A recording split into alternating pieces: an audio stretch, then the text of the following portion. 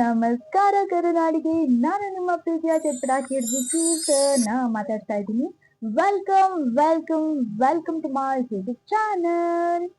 ಯಾರ್ಯಾರು ಇನ್ನೂ ಸಬ್ಸ್ಕ್ರೈಬ್ ಮಾಡಿಲ್ಲ ದಯವಿಟ್ಟು ಸಬ್ಸ್ಕ್ರೈಬ್ ಮಾಡಿ, ಹಾಗೆ ಬೆಲ್ ಬಟನ್ ನ ಪ್ರೆಸ್ ಮಾಡೋದನ್ನ ಮರಿಬೇಡಿ.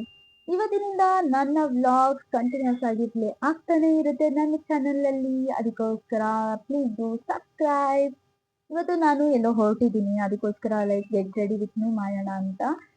ಇದು ಗೆಟ್ ರೆಡಿ ವಿತ್ ಮೀ ಆದ್ಮೇಲೆ ಮಾಡಿರುವಂತಹ ವಿಡಿಯೋ. ನಾನು ಗೆಟ್ ರೆಡಿ ವಿತ್ ಮೀ ಇವಾಗ ನಾನು ಹಾಕ್ತೀನಿ, ಗೆಟ್ ರೆಡಿ ವಿತ್ ಮೀ ಮಾಡ್ತೀನಿ, ಅದ್ರ ಜೊತೆಗೆ ಬೋರಿಂಗ್ ಆಗ್ಬಾರ್ದಲ್ವಾ, ಅದಕ್ಕೋಸ್ಕರ I will saying one story. ಈ ಸ್ಟೋರಿ ಸ್ವಲ್ಪ ದೊಡ್ಡವರಿಗೆ ಇರೋಂಥ ಸ್ಟೋರಿ. ಐ ಡೋಂಟ್ ನೋ ಕಿಡ್ಸ್ಗೆಲ್ಲ ಇಷ್ಟ ಆಗುತ್ತೋ ಇಲ್ವೋ ಅಂತ. ಕಿಡ್ಸ್ ನೋಡಿಲ್ಲ ಅಂದ್ರೂ that is fine for me. So ಇದು ದೊಡ್ಡವರ ಸ್ಟೋರಿ, ನಿಮ್ಗೆಲ್ಲರಿಗೂ ಇಷ್ಟ ಆಗ್ಬೋದು. ಈ ಜನ್ರೇಷನ್ಗೆ ಕನೆಕ್ಟ್ ಆಗುತ್ತೋ ಇಲ್ವೋ ಅದು ಗೊತ್ತಿಲ್ಲ, ಬಟ್ ನನಗೆ ಇಷ್ಟ ಆಯ್ತು. ಅವಾಗಿನ ಕಾಲದ್ದು ಲವ್ ಸ್ಟೋರಿ ಅಂತಾನೆ ಹೇಳ್ಬೋದು, ಅದಕ್ಕೋಸ್ಕರ ಐ ಹ್ಯಾವ್ ಡನ್ ಇಟ್.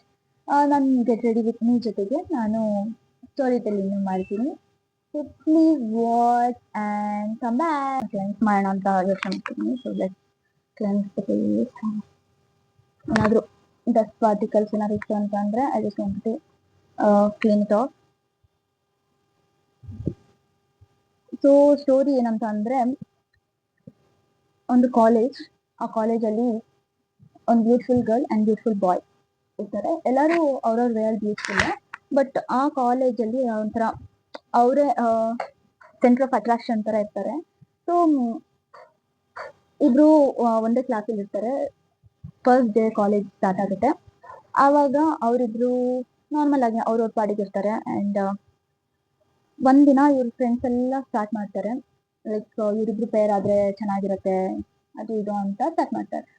ಅವರಿಗೆ ಆ ಥರ ಫೀಲಿಂಗ್ಸೇ ಇರಲ್ಲ, but still day by day ಇವರೆಲ್ಲ ಹೇಳೋದನ್ನ ಕೇಳಿ ಕೇಳಿ ಕೇಳಿ ಅವ್ರಿಗೂ ಫೀಲಿಂಗ್ಸ್ ಸ್ಟಾರ್ಟ್ ಆಗುತ್ತೆ. ಅದಾದಮೇಲೆ ದೆಲ್ ಗೆಟ್ ಇಂಟು ರಿಲೇಶನ್ಶಿಪ್, ಹಾಗೆ ಕಂಟಿನ್ಯೂ ಮಾಡ್ತಾರೆ. ಸೊ ನೆಕ್ಸ್ಟ್ ನಾನು ಮಾಯ್ಶ್ಚರೈಸರ್, ಇದು ಟೆಡ್ಡಿ ಬಾರ್ದು ಮಾಯ್ಶ್ಚರೈಸರ್ ಹಾಕ್ತಾ ಇದ್ದೀನಿ. ಸೊ ಹಾಗೆ ಅವ್ರ ರಿಲೇಶನ್ಶಿಪ್ ಕಂಟಿನ್ಯೂ ಆಗುತ್ತೆ. ಅವ್ರ ಕಾಲೇಜ್ ಎಲ್ಲ ಮುಗಿಯುತ್ತೆ, ಅವರು ಜಾಬಿಗೆ ಜಾಯ್ನ್ ಆಗ್ತಾರೆ.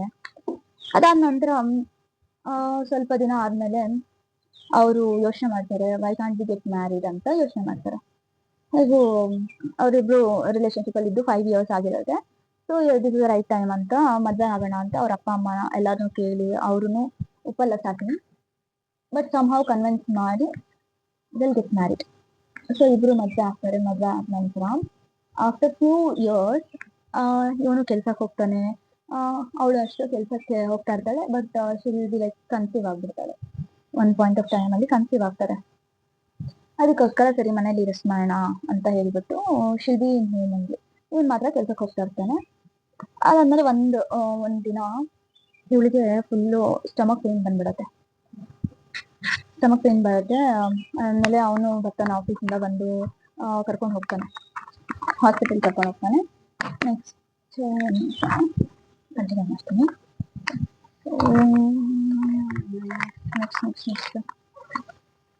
ನೆಕ್ಸ್ಟ್ ಮಾಯ್ಶ್ಚರೈಸರ್ ಆಯಿತು, ಸನ್ಸ್ಕ್ರೀನ್ ಹಾಕೊತೀನಿ ನಾನು. ಲೋಟಸ್ ಸೇಫ್ ಸನ್ಸ್ಕ್ರೀನ್, ಈ ಸನ್ಸ್ಕ್ರೀನ್ ಹಾಕೊತಾ ಇದ್ದೀನಿ. ಹೊರಗಡೆ ಹೋಗೋದ್ರಿಂದ ನಾನು ಹಾಕ್ತಾ ಇದ್ದೀನಿ. ಸೊ ಅವಳಿಗೆ ಡಾಕ್ಟರ್ ಹತ್ರ ಕರ್ಕೊಂಡು ಹೋದಾಗ ಡಾಕ್ಟರ್ ಹೇಳ್ತಾರೆ ಮಿಸ್ಕ್ಯಾರೇಜ್ ಆಗಿಬಿಟ್ಟಿದೆ ಅಂತ. ಇದೆಲ್ಲ ತುಂಬ ಬೇಜಾರಾಗುತ್ತೆ. ಆದಮೇಲೆ ಡಾಕ್ಟರ್ ಹೇಳ್ತಾರೆ ಅದಕ್ಕಿಂತ ದೊಡ್ಡ ವಿಷಯ ಇನ್ನೊಂದಿದೆ, ಅವ್ರಿಗೇನೋ ಹುಷಾರಿಲ್ಲ ಅಂತ ಏನೋ ಹೇಳ್ತಾರೆ. ಅದೇನು ಅಂತ ಮುಂದೆ ಹೇಳ್ತೀನಿ. ಸರಿ ಆಯಿತು ಅಂತ ಮನೆಗೆ ಬರ್ತಾನೆ. ಅವಳ ಬಗ್ಗೆ ತುಂಬ ಯೋಚನೆ ಮಾಡ್ತಾನೆ. ದುಡ್ಡೆಲ್ಲ ಬೇಕಲ್ಲ, ನೀಟಾಗಿ ವರ್ಕ್ ಮಾಡಿದ್ರೆ ನನಗೆ ಅವಳಿಗೆ ಟ್ರೀಟ್ಮೆಂಟಿಗೆ ಅರೇಂಜ್ ಮಾಡೋಕ್ಕಾಗುತ್ತೆ ಅಂತ ಅಂದ್ಬಿಟ್ಟು ಇವನು ಕ್ಲೀನಾಗಿ ಆಫೀಸಿಗೆ ಹೋಗಿ ಬರೋದು ಆ ಥರ ಮಾಡ್ತಾ ಇರ್ತಾನೆ. ಒಂದಿನ ಅವಳಿಗೆ ಇಲ್ಲಿ ಅನ್ಸುತ್ತೆ ಈ ಥರ ಈ ಜಾಗದಲ್ಲಿ ಸ್ಕಿನ್ ಪ್ರಾಬ್ಲಮ್ ಸ್ಟಾರ್ಟ್ ಆಗುತ್ತೆ. ಸೊ ಅದನ್ನ ಅವಳು ಹಸ್ಬೆಂಡ್ಗೆ ಹೇಳ್ತಾಳೆ, ಈ ಥರ ಸ್ಟಾರ್ಟ್ ಆಗಿದೆ, ಏನು ಮಾಡೋದು ಏನು ಅಂತ. ಸರಿ ಹೋಗ್ಲಿ ಬಿಡು, ಅದೆಲ್ಲ ಏನು ದೊಡ್ಡ ವಿಷಯ ಅಲ್ಲ ಬಿಡು ಅಂತ ಹೇಳ್ತಾರೆ ಅವ್ರ ಹಸ್ಬೆಂಡ್. ಇದಕ್ಕೆಲ್ಲ ಏನು ಕೇರ್ ಮಾಡಬೇಡ ಅಂತ ಹೇಳ್ತಾರೆ. ಸರಿ ಆಯಿತು ಅಂತ ಅವರು ಏನು ಕೇರ್ ಮಾಡೋಣ. ನೆಕ್ಸ್ಟ್ ಹೇಳ್ತೀನಿ. ಸೊ ನೆಕ್ಸ್ಟ್ ನಾನು ಪಾಂಡ್ಸ್ ವೈಟ್ ಬ್ಯೂಟಿ ಕ್ರೀಮ್ ಹಾಕ್ತಾ ಇದ್ದೀನಿ. ನನ್ನ ಹತ್ರ ಯಾವುದೂ ಇವಾಗ ಟ್ರೆಂಡಲ್ಲಿ ಓಡ್ತಾ ಇರೋಂಥ ಕ್ರೀಮ್ಸ್ ಎಲ್ಲ ನಾನು ಯೂಸ್ ಮಾಡಲ್ಲ. ನಾನು ಮೊದಲಿಂದ ಕಾಲೇಜಲ್ಲಿ ಏನು ಯೂಸ್ ಮಾಡ್ತಿದ್ನೋ ಅದನ್ನ ಯೂಸ್ ಮಾಡ್ತೀನಿ. ದಟ್ ಈಸ್ ಓನ್ಲಿ ಗುಡ್ ಅಂತ ನನಗೆ ಅನ್ಸುತ್ತೆ. ಇವಾಗಿನ ಪ್ರಾಡಕ್ಟ್ಸ್ಗೆಲ್ಲ ನಾನು ಅಡಾಪ್ಟ್ ಆಗಿಲ್ಲ and I don't like also. I don't know why. ಅದು ಕೊಲಾಬ್ರೇಷನ್ ಬಂತು ಅಂದರೆ ಖಂಡಿತವಾಗಿ ಮಾಡ್ತೀನಿ. ಓಕೆ, ನಾನು ಸ್ಟೋರಿಯಲ್ಲಿ ಇದ್ದೀನಲ್ಲ ಅದಕ್ಕೋಸ್ಕರ ಸೀರಿಯಸ್ ಆಗಿದ್ದೀನಿ, ಡೋಂಟ್ ಮೈಂಡ್.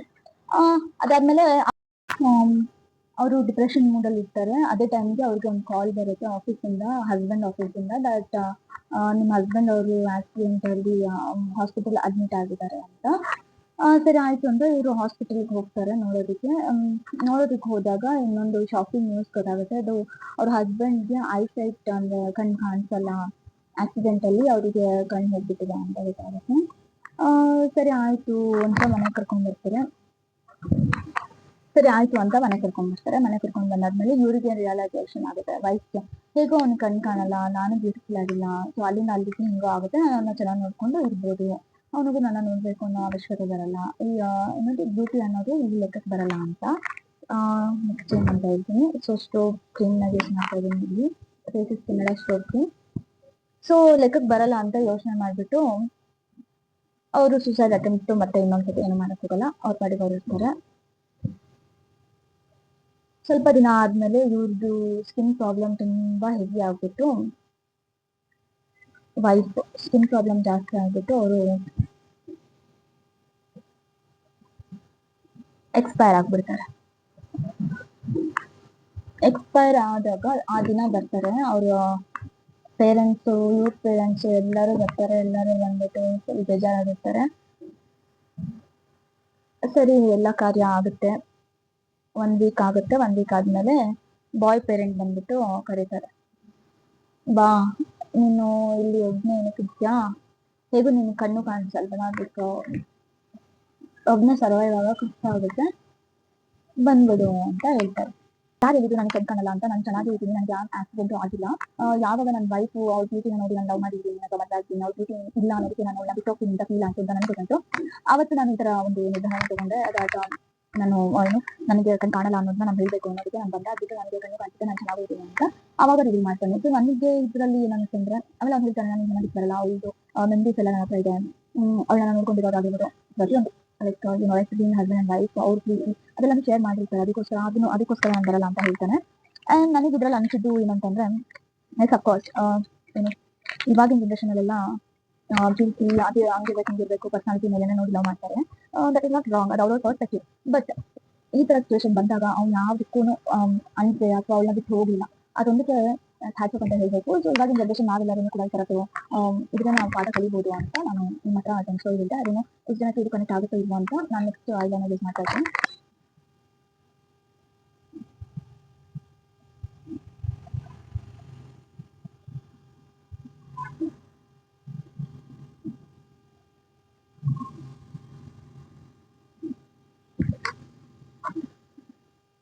ಇದಾಗಿತ್ತು ನನ್ನ ಇವತ್ತಿನ ಸ್ಟೋರಿ. ಲೈಕ್ ಪ್ರತಿ ವಾರನೂ ನಾನು ಒಂದು ಸ್ಟೋರಿ ಹೇಳೋದಕ್ಕೆ ನಿಮ್ಮ ನಿಮಿಷ ಕನೆಕ್ಟ್ ಆಗ್ತೀನಿ.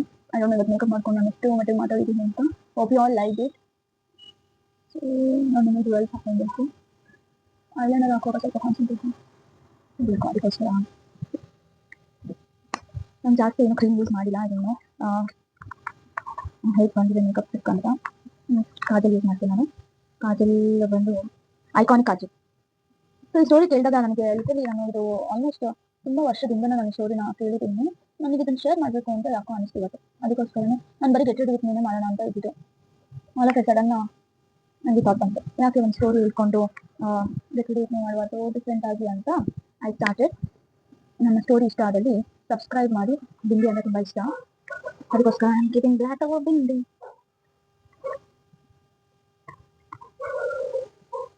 ಸೊ ಇದಿಷ್ಟು ನಾನು ಹೇಗೆ ಕ್ಲಿಪ್ ಹಾಕ್ಬಿಡ್ತೀನಿ, ಕ್ಲಿಪ್ ಹಾಕ್ತೀನಿ. ಅದಕ್ಕೆ ಮುಂಚೆ ಜ್ಯುವೆಲ್ಸ್ ಹಾಕೊಬೇಕು. ಆ್ಯಕ್ಚುಲಿ ನಾನು ಇವತ್ತು ನನ್ನ ಗಿಫ್ಟ್ಸಲ್ಲಿ ಕೆಲವಷ್ಟು ಜ್ಯುವೆಲ್ ಕಲೆಕ್ಷನ್ಸ್ನ ತೋರಿಸೋಣ ಅಂತ ಅಂದ್ಕೊಂಡಿದ್ದೆ. ಇದು ನಾರ್ತ್ ಜ್ಯುವೆಲ್ಸ್ ಥರ ಫೀಲ್ ಆಗ್ತದೆ, ನಾರ್ತ್ ಜ್ಯುವೆಲ್ಸ್ ಥರ ಅವ್ರಿಗೆಲ್ಲ ಹಾಕೊಳ್ಳೋದು. ಇದಕ್ಕೆ ಅಷ್ಟೊಂದು ಸೂಟಬಲ್ ಇಲ್ಲ, ಇದು ಟ್ರೆಡಿಷ್ನಲ್ ಆಗಿರೋದ್ರಿಂದ. ಇದು ಗೌನ್ಸ್ಗೆಲ್ಲ ಆಗುತ್ತೆ ಈ ಥರ. And one more I have, ಏನು ಇದಾಗಲ್ಲ. ಆ್ಯಂಡ್ ತುಂಬ ಹಳೇದು, ಆದರೆ ನಾನು ಫೇವ್ರೇಟ್, ಅದಕ್ಕೋಸ್ಕರ ನಾನು ಇಟ್ಕೊಂಡಿದ್ದೀನಿ. ಸೊ ಜ್ಯುವೆಲ್ಸಲ್ಲಿ ಇದೊಂಥರ ಚೆನ್ನಾಗಿದೆ, ಐ ಲೈಕ್ ಇಟ್. ಅದಕ್ಕೋಸ್ಕರ ನಾನು ಇಟ್ಕೊಂಡಿದ್ದೀನಿ. ಯಾವುದಕ್ಕಾದ್ರೂ ಹಾಕೊಳ್ತೀನಿ. ಇದೊಂದಿದೆ ಒಂಥರ ತಾಳಿ ಥರ ಇದೆ, ಕರಿ ನನ್ನ ಥರ. ನೆಕ್ಸ್ಟ್ ದಿಸ್ ರೀಸೆಂಟ್ ಆಗಿ ಎಲ್ಲಿಗೋ ಹೋದಾಗ ತಗೊಂಡಿದೆ. ಇಷ್ಟ ಅಲ್ಲ ನನಗೆ, ಇದಕ್ಕೆ ಸೆಟ್ ಆಗಲ್ಲ. ಇದಕ್ಕೆ ಸೆಟ್ ಆಗೋ ಅನ್ಸುತ್ತೆ ಇದು. ಇದು ಹಾಕೋಣ ಅಂತಾನೆ ಪ್ಲಾನ್ ಮಾಡಿದ್ದೆ.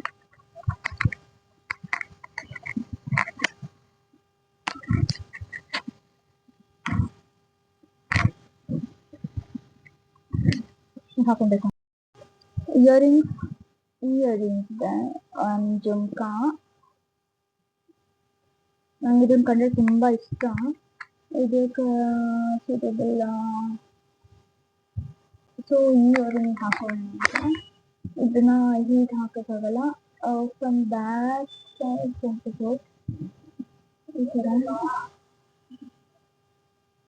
ಈ ತರ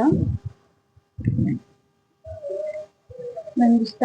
ಈ ತರ ಇದು ಹಳೆ ಕಾಲದ ತರ ಅಂತ ಇವಾಗ ಟ್ರೆಂಡಿಂಗ್ ಆಗಿದೆ. ಹಳೆ ಕಾಲದ್ದೇನಲ್ಲ, ಇವಾಗ ಟ್ರೆಂಡಿಂಗ್ ಅಲ್ಲಿ ಓಡ್ತಾ ಇದೆ.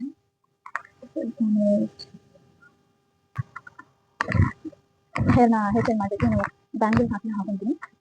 Hope you all like my story which I told today.